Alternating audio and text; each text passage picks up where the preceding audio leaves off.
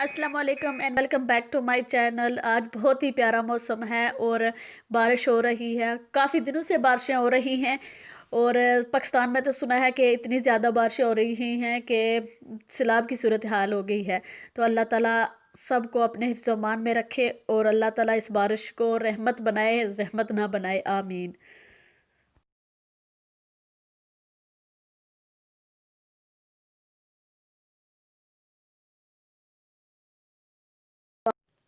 आज की वीडियो में मैं स्टेशनरी हॉल शेयर करूंगी। कुछ चीज़ें मैंने होम बार्गेन से ली थी और कुछ मैंने पाउंडलैंड से ली थी और छोटा सा हॉल है। और एंड पे मैं कुछ एक्टिविटीज़ भी शेयर करूंगी, तो प्लीज़ वीडियो को एंड तक ज़रूर देखिएगा। ये मैंने कुछ हेयर बैंड्स लिए थे और ये बाइंडर लिए थे, दो ब्लू एंड पिंक कलर में। और इन्हीं बाइंडर्स को मैं आगे यूज़ करके बताऊंगी कि इनको आप कैसे इस्तेमाल कर सकते हैं डिफरेंट एक्टिविटीज़ के लिए।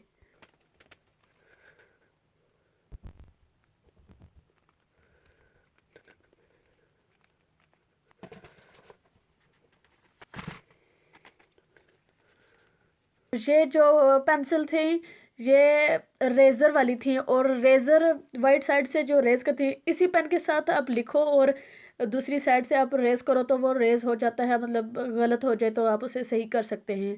और ये ग्लू स्टिक्स थी, ये भी अच्छी थी। छोटे बच्चे इनके साथ खेलना बहुत पसंद करते हैं। और ये पाउंडलैंड से ली थी, ये पाउंड की थी। ये आई थिंक जो मैंने होम बार्गेन से ली थी वो 59 की थी। तो 59 की थी। तो ये छोटी भी थी और चार थी। ये जो हम पोलैंड की थी वो इसमें पैक में 5 थी और काफ़ी वो उस बड़ी स्टिक थी। ये रिवीजन कार्ड थे। तो ये मैं किसी और एक्टिविटी के लिए लाई हूँ और आगे इंशाल्लाह अगली आने वाली वीडियोस में शेयर करूँगी कि मैं इनको कैसे इस्तेमाल करूँगी। ये एक नोटबुक है, तो ये मैंने अपने लिए ली थी। इसका कलर मुझे बहुत पसंद है, तो इसलिए मैंने ली थी कि मैं इसे एज अ जर्नल यूज़ करूँगी। जैसे वो स्कूल के ज़माने में हम डायरी लिखते थे, उसी तरह कुछ लिखूँगी। क्योंकि आजकल के हालात कुछ ऐसे हैं कि बहुत कुछ दिमाग में चल रहा है और मतलब एक तरह से कह लें कि क्लटर हो गया है। तो दिमाग को डी क्लटर करने के लिए इससे बेहतर कोई तरीका नहीं कि आप कुछ ना कुछ लिख लें, जो भी आपके जहन में हो वो लिख लें। इसके बाद ये मैंने एक आई शेडो की पैलेट ली है और ये भी बहुत अच्छी थी। इसकी क्वालिटी काफ़ी अच्छी अच्छी है। मैंने इसको चेक किया, इसके कलर भी अच्छे थे। ये 2-3 कलर्स में थी वहाँ पर, तो मुझे ये वाले कलर ज़्यादा पसंद थे तो मैंने ये ले ली।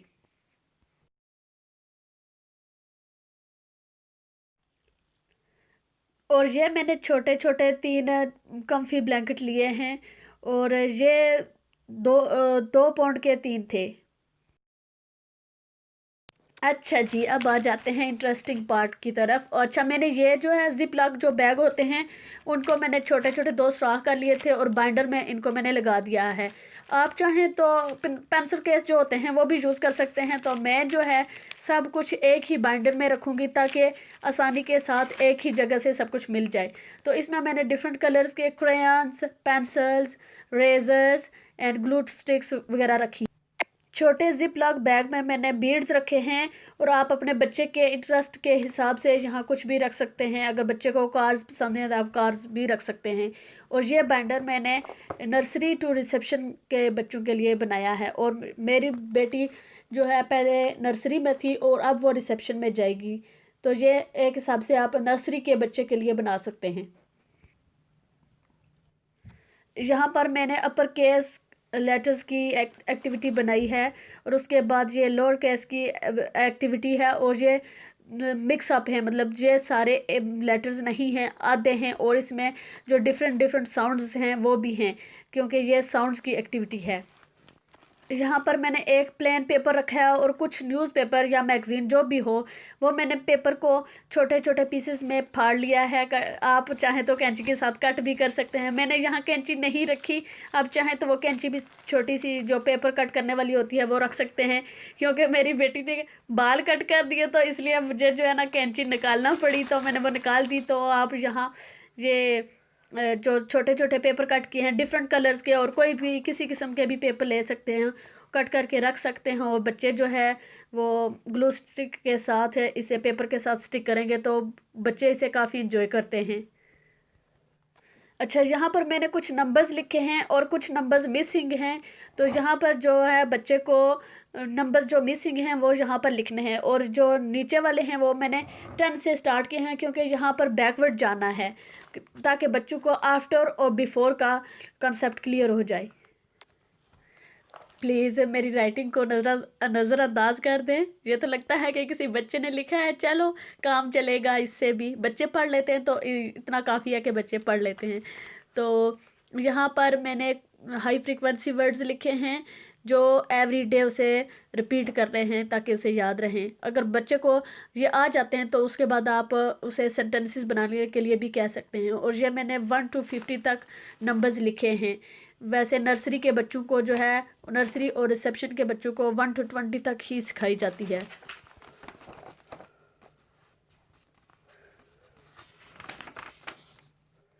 यह मैंने एक बुक प्रिंट की थी, तो ये भी साथ साथ में करवा रही हूँ, क्योंकि छोटे बच्चे जो ज़्यादा काम नहीं करते तो वो जल्दी भूल जाते हैं। जैसे कि मेरे बच्चे जो हैं 5 लिखना और 2 लिखना ये भूल गए हैं, मतलब कंफ्यूज हो गए हैं कि वो 2 को 5 लिख देते हैं, 5 को 2 लिख देते हैं।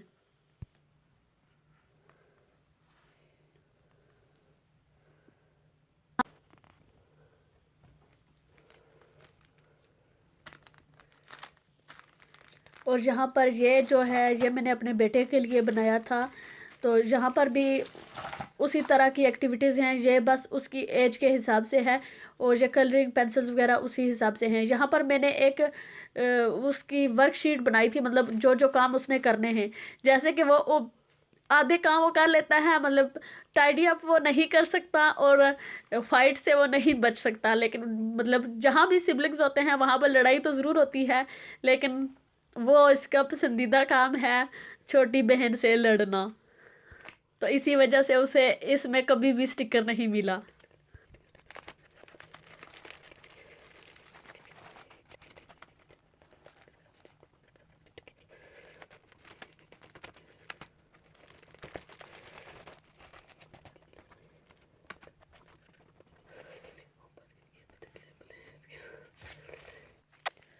वो माशाल्लाह से फोनिक्स पढ़ लेता है। तो ये भी मैंने होम मार्केट से एक बुक ली थी 79p की।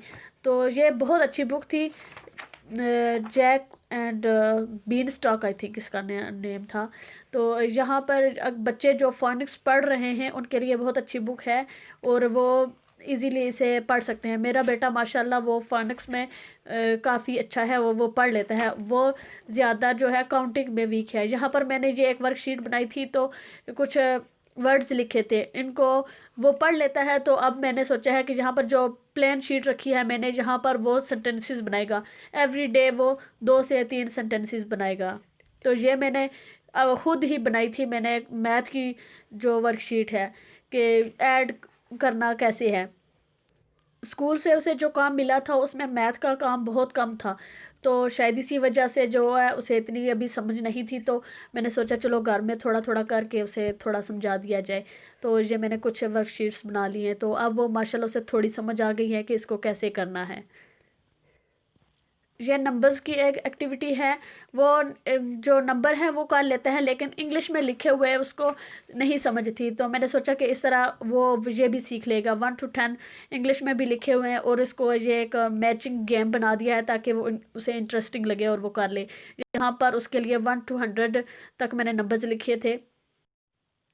यहाँ पर मैंने एक वाइट बोर्ड लगाया है, और ये वाइट बोर्ड एक मैंने लिया था तो वो टूट गए थे। तो इनके जो कॉर्नर थे वो शार्प थे, तो इसलिए मैंने जो है इनको बाइंडर के साथ ही अटैच कर दिया है। स्टिकी टेप के साथ इसको मैंने अटैच कर दिया, और यहाँ पर अब बच्चे कोई भी एक्टिविटी कर सकते हैं।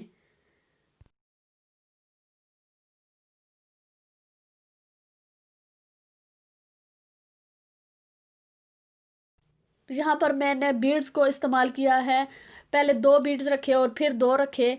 तो अब मैंने कहा कि इन सब को इकट्ठा करो तो कितने हैं। तो अ, उसने कहा कि 4। फिर उसने यहाँ नंबर लिखना है 4 का, कि टोटल कितने हैं 4। 2 + 2, या आप कह लें 2 + 2 कितने हो गए। तो फिर वो बताएगा बच्चा के 4 हो गए, तो नंबर लिखेगा। उम्मीद है कि आपके लिए मेरी ये वीडियो बहुत हेल्पफुल रही होगी। तो प्लीज़ कमेंट सेक्शन में ज़रूर शेयर कीजिएगा कि आपको मेरी वीडियो कैसी लगी, और लाइक का बटन भी ज़रूर दबा दीजिएगा। और अगर आपने अभी तक मेरे चैनल को सब्सक्राइब नहीं किया तो प्लीज़ सब्सक्राइब भी कर लें। Thank you for watching.